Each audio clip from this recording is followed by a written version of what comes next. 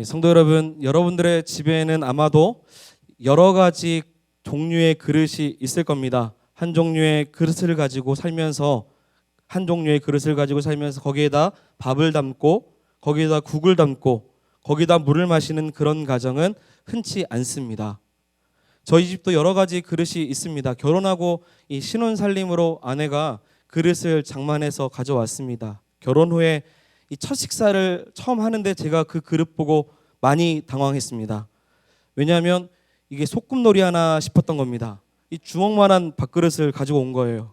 저는 어려서부터 부모님과 이제 할머니와 함께 살았기 때문에 제가 먹는 보통 밥그릇, 밥의 양은 거의 머슴과 같이 컸습니다. 그러니 저의 체격은 이미 할머니로부터 어렸을 때부터 만들어진 체격인데, 그런데 아내와 결혼하고 나서 아내가 준 아기자기한 거기에 꽃무늬가 달려있는, 그것도 밥이 가득 들어있지 않고 3분의 2 정도에 담겨져 있는 밥은요, 숟가락으로 저희 입장에서는 2-3번 푸면 없는 겁니다. 제가 어느 정도 먹고 나서 일어났어요. 그랬더니 벌써 다 먹었냐고 하죠. 아니에요. 저는 밥 한 그릇을 더 풀어 갔다 온 거죠. 지금은 조금 몸 관리한다고 안 그러지만 결혼 후에 저는 항상 그 밥그릇에 2-3번씩 먹는 수고를 합니다. 성도 여러분, 이 작은 그릇이라고 할지라도 사실은 밥그릇이죠.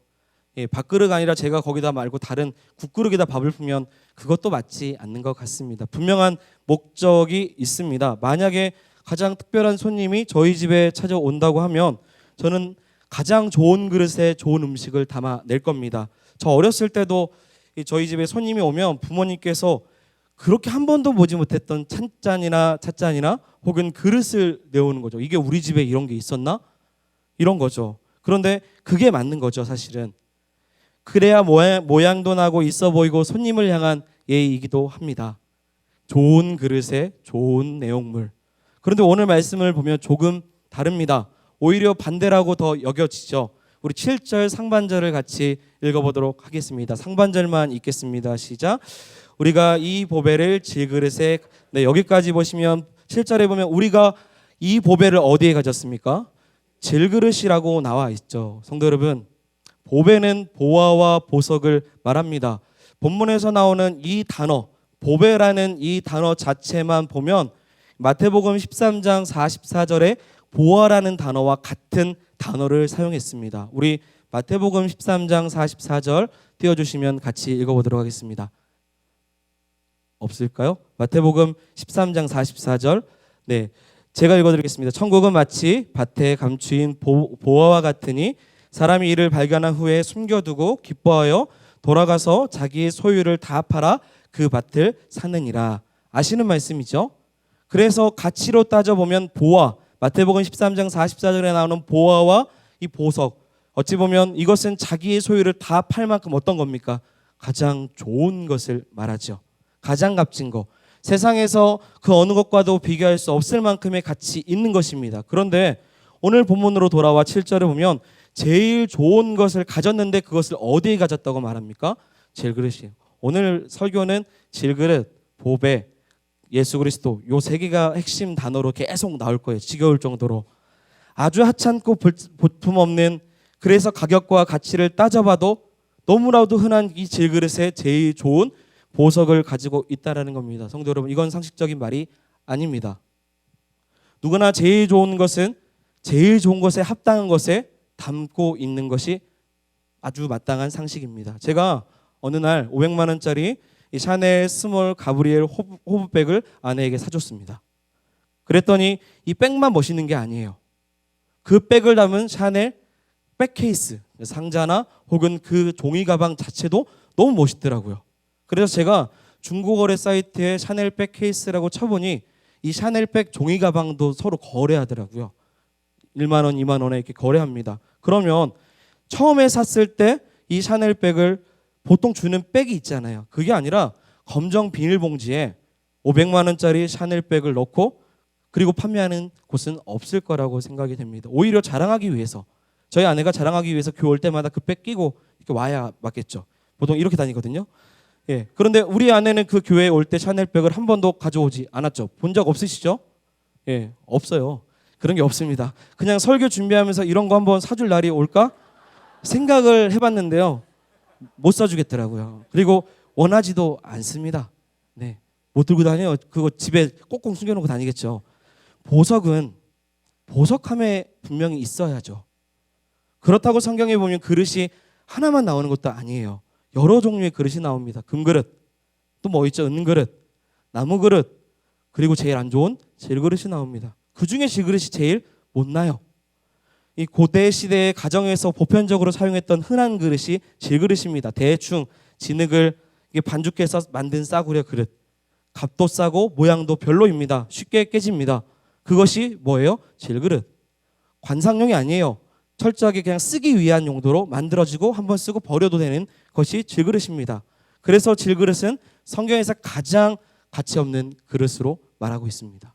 그런데 오늘 말씀 보면요, 이 질그릇이 누구냐고 지금 말하고 있습니까? 바로 우리라고 말하고 있습니다. 저와 여러분들이 지금 성경에서 말하는 질그릇이라고 말합니다. 성도 여러분, 왜 우리를 질그릇이라고 말할까요?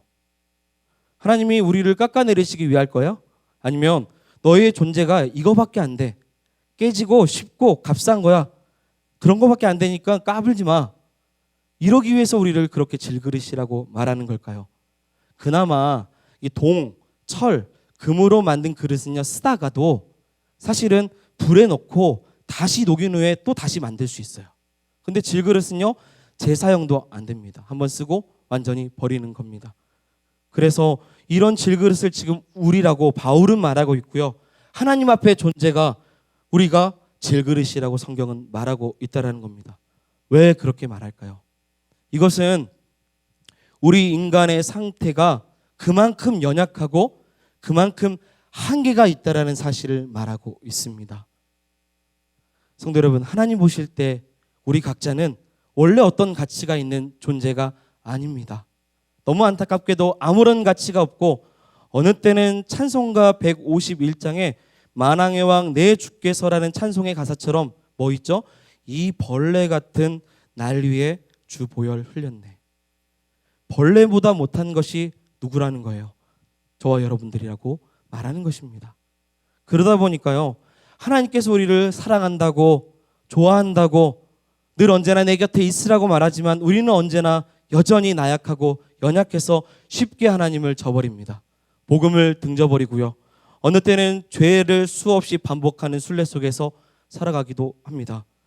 제가 제 모습을 생각해 봐도요, 성경에 수많은 그 구절이 있는데 성경에 있는 단 한 구절도요, 그것도 제대로 지키지 못하는 게 나구나. 그런 묵상을 할 때마다 늘 언제나 마음이 아프고 늘 언제나 눈물이 나더라고요. 날마다 넘어지기 쉬운 존재, 그만큼 연약하고 한계성이 있는 그것이 우리라고 말하는 겁니다. 그렇게 생각해 보면요, 나는 하나님의 자녀라고 떳떳하게 말할 수 있는 것도요, 어떻게 보면 교만입니다. 우리의 모습 보면 성도 여러분, 질그릇이 맞지요. 오히려 그릇이라고 말할 수도 없습니다. 그나마 하나님께서 그래도 세상에서 가장 못난 이 질그릇이 너다라고 말해주는 게 은혜구나, 감사구나라는 생각이 들었습니다. 그런데요, 성도 여러분, 포인트는 질그릇에 있지 않다는 거죠. 진짜 핵심은 질그릇이 아니라 그 질그릇 안에 무엇이 있냐라는 것이 핵심이고 포인트입니다. 무엇이 있습니까? 보배가 있습니다. 할렐루야. 이것이 포인트고 이것이 핵심입니다. 이것이 우리가 사는 이유인 줄 믿습니다. 보배는 자기 소유를 다 팔아 밭을 살 만큼의 가치 있는 것이라고 성경은 말하고 있습니다. 오늘 말씀의 보배는 무엇을 말하고 있을까? 질그릇에 담겨져 있는 보배는, 진짜 보배는 무엇일까? 문맥적으로 보면 6절에 그 내용이 담아져 있습니다. 우리 6절 같이 읽어보도록 하겠습니다. 시작.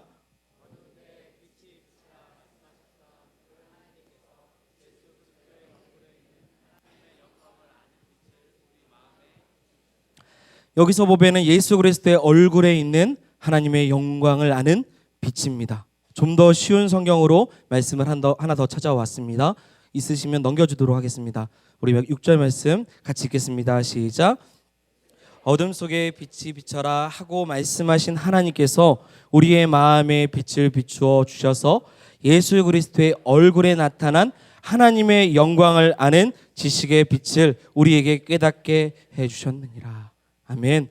결론적으로 한마디로 말하면 누구죠? 예수 그리스도입니다. 구원의 빛, 구원의 복음.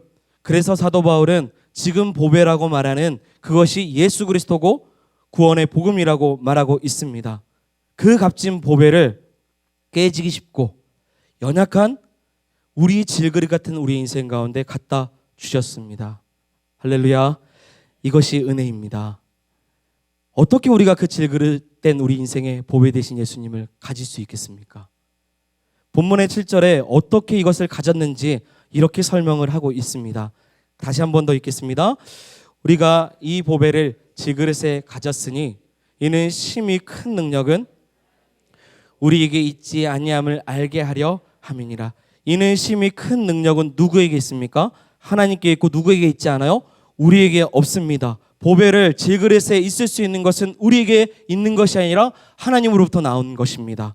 그래서 우리에게 있지 않기 때문에 구원은 우리 스스로 이룰 수 없습니다. 우리가 잘 알고 있는 에베소서 2장 8절 9절도 한번 같이 읽어보도록 하겠습니다. 읽겠습니다. 너희는 그 은혜에 의하여 믿음으로 말미암아 구원을 받았으니 이는 너희에게 난 것이 아니요 하나님의 선물이라. 행해서 난 것이 아니니 이는 누구든지 자랑하지 못하게 함이라. 아멘. 우리에게 보배 되신 예수 그리스도, 그 구원을 스스로 담을 수 있는 능력이 우리에게는 없습니다. 전적인 하나님의 선물입니다. 그렇기 때문에 한계성, 연약성, 우리를 질그릇이라고 말하는 것은 아주 마땅한 것입니다. 우리에게 능력이 없다라는 사실이죠.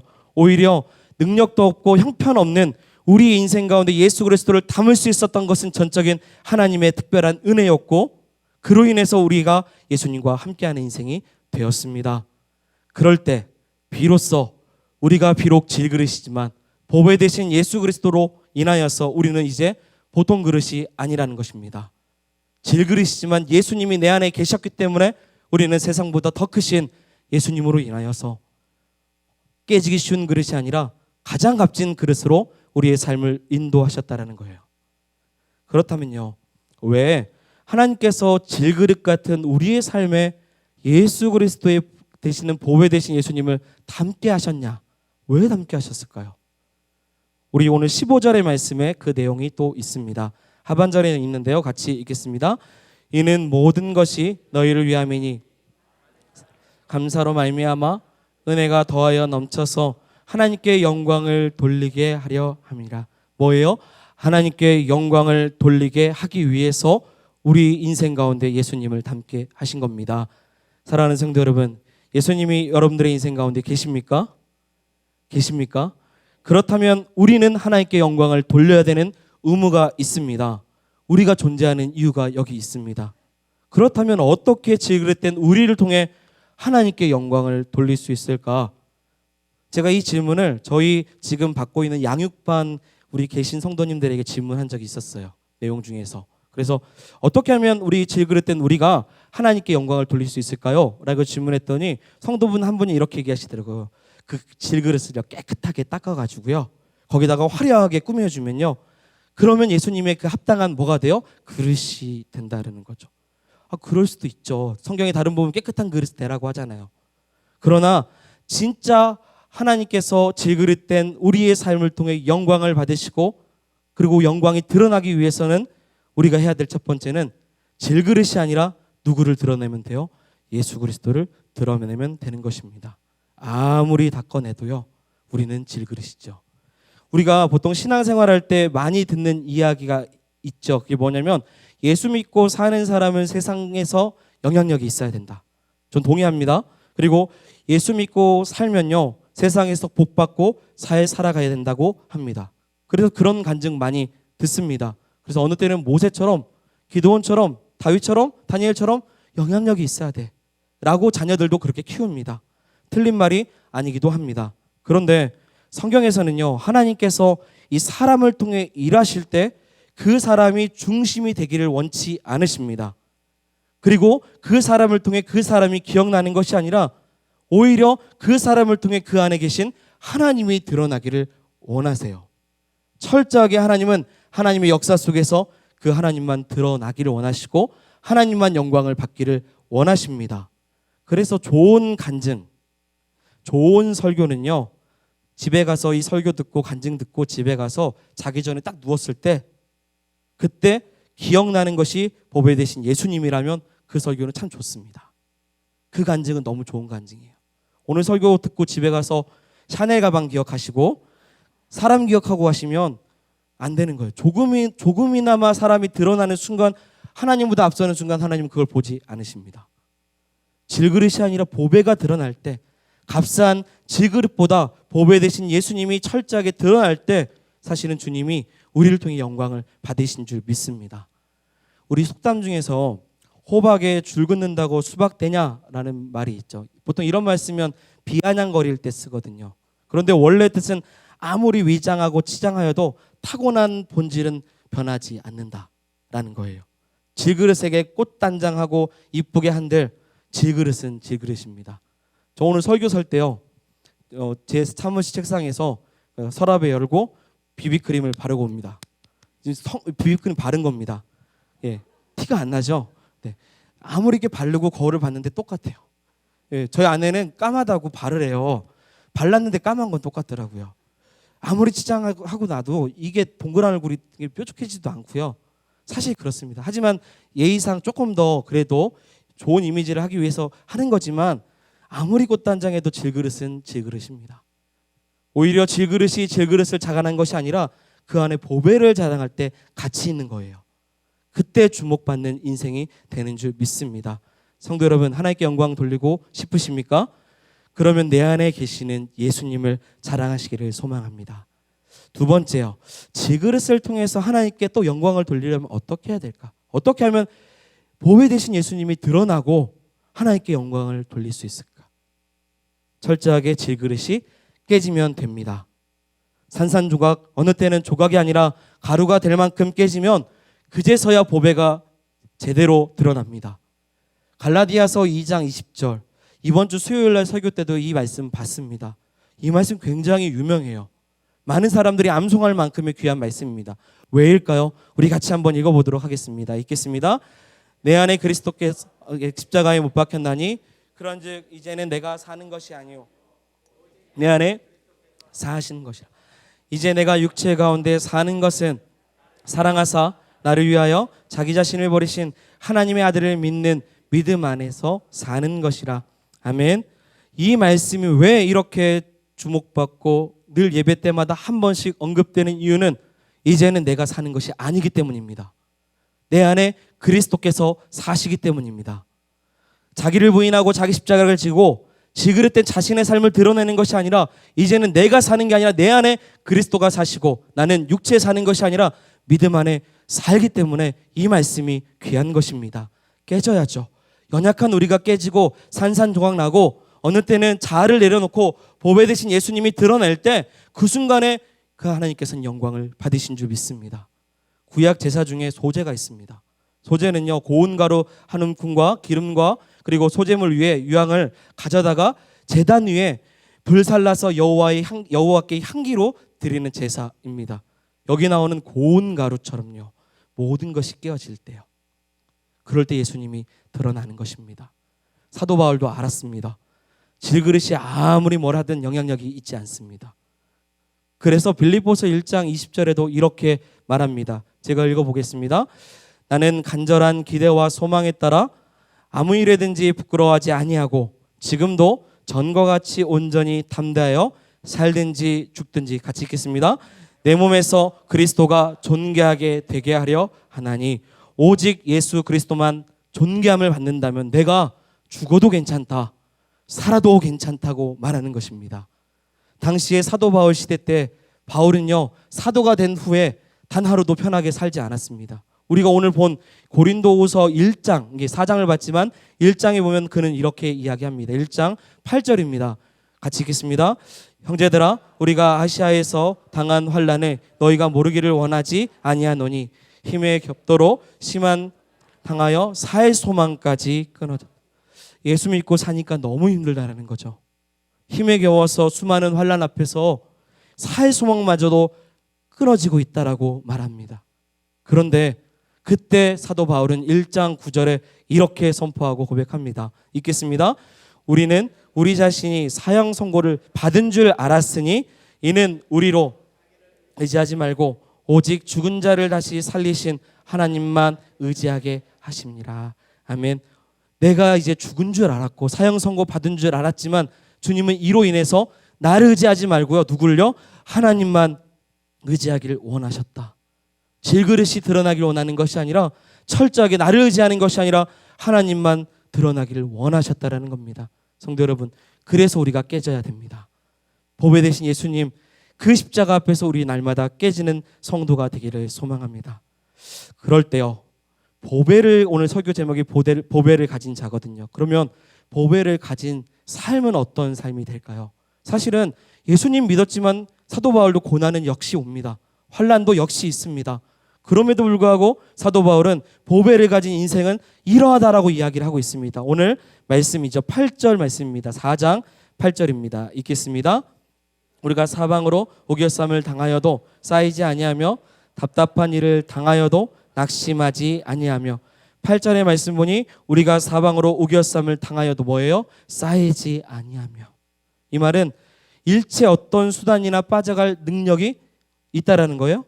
없다라는 겁니다. 단단히 포위를 당한 겁니다. 당시 바울이 예수 그리스도의 그 복음을 선포할 때 피가 말릴 정도의 고통을 당했습니다. 대적자들이 그를 압박하기 시작해요. 그것을 사방이 나를 우겨쌈다라는 표현으로 말하고 있어요. 여기서 우겨쌈은요, 보통 이제 포도즙, 포도송이가 하나 있다면 이 포도송이를 이 손에 놓고 이렇게 딱 짓누르면요, 이 즙을 짜는 것을 이야기할 때 우겨쌈을 말합니다. 이럴 때 어떻게 돼요? 포도 형체는 다 사라집니다. 그리고 즙만 나와요. 이런 고난 앞에 있을 때 그럼에도 불구하고 사도 바울은 내가 이 상황 속에서도 낭망하지 않는다고 말합니다. 쌓이지 않는다고 말합니다. 우겨쌈이 당하여도 쌓이지 않고 답답한 일을 당하여도 낙심하지 않는다. 낭망하지 않는다. 왜? 내 안에 그리스도께서 계시기 때문입니다. 자신을 드러내려면 질그릇이 짓눌리면 깨집니다. 하지만 그 안에 계신 보배 되신 예수님은 깨지지 않도록 우리를 보호하시고 함께 하신다라는 거죠. 9절의 말씀도 더불어서 보겠습니다. 같이 읽겠습니다. 박해를 받아도 거꾸리됨을 당하여도 망하지 아니하고. 사도 바울은 계속해서 성도들이 당하는 이 고통과 핍박을 순교와 같은 표현으로 묘사하고 있습니다. 이런 공격받아도 우리는 질그릇이지만 여전히 우리는 죽지 않는다. 넘어지지 않는다. 왜요? 내 안에 그리스도께서 계시기 때문입니다. 사랑하는 성도 여러분, 예수 믿고 사는 것이 녹록지 않습니다. 직장에서, 가정에서, 또 예수 믿지 않는 그 가정 속의 친구들을 만날 때 예수님을 믿음으로 인해서 사방이 우겨쌈을 당하는 것 같은 고난이 찾아오기도 합니다. 내가 예수님 때문에 손해를 보지 말아야 되는데도 손해를 봐야 되기도 하고, 예수님의 그 영광의 이름을 나타내기 위해서 어느 때는 우리가 지지 않아야 될 십자가도 지고 가야 됩니다. 초대교회 당시의 순교처럼 우리의 생명을 걸 만큼은 아니어도요, 그럼에도 불구하고 연약한 질그릇에 담기신 그 예수님을 우리는 드러내기 위해서 고난 가운데 이겨내야 되기도 합니다. 사랑하는 성도 여러분, 연약한 질그릇에 담고 있는 그 예수님을 끝까지 붙잡으시길 바랍니다. 절대 놓쳐서는 안 돼요. 그분을 붙잡을 때 우리가 붙잡히는 것입니다. 그분을 붙잡을 때 우리가 사는 것인 줄 믿습니다. 그렇다면 어떻게 붙잡아야 될까? 저는 시간적으로 이 두 가지 빨리 보도록 하겠습니다. 14절 말씀입니다. 같이 읽겠습니다. 주 예수를 다시 함께 살리사 너희와 함께 그 앞에 서게 하실 줄 하나님. 아멘. 이 말씀, 결국 우리가 예수님을 붙잡고 어떻게 살아야 되냐면 죽은 자를 다시 살리신 그 하나님을 믿는 부활 신앙으로 살아야 된다는 겁니다. 부활 생명의 소망을 있다면, 그 소망이 있다면 우리는 어떤 고난이 와도, 역경이 와도 우리는 끝까지 예수님을 붙잡고 살아가게 되는 것입니다. 이 세상이 끝나는 것이 아니죠. 우리는 죽고 나서 주님께서 예비하신 그곳에 가게 됩니다. 그리고 주님께서 부활을 예비하셨고 그곳에서 영원히 사는 생명을 허락해 주십니다. 그 생명을 끝까지 붙잡아야 됩니다. 그렇다면 어떻게 붙잡아야 될까? 마지막 말씀입니다. 자, 같이 우리 오늘 빌립보서 3장 12절 말씀인데요. 이거 말씀 한번 읽고 하겠습니다. 같이 읽겠습니다. 내가 이미 얻었다 함도.